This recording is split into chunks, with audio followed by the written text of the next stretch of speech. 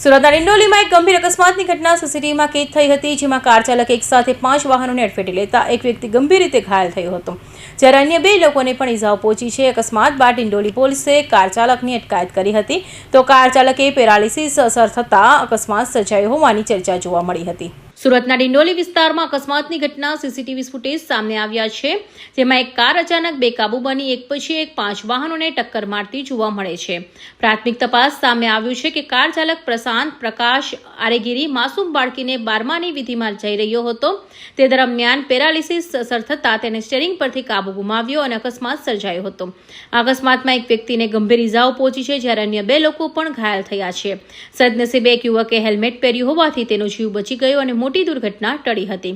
તો ઘટનાની જાણ થતાં પોલીસ તાત્કાલિક સ્થળ પર પહોંચી હતી અને ડિંડોલી પોલીસ અકસ્માત સર્જનાર કાર ચાલક પ્રશાંત પ્રકાશ આરેગીરીની અટકાયત કરી આગળની કાયદેસરની કાર્યવાહી હાથ ધરી છે. Bureau report, Hind TV news, Surat.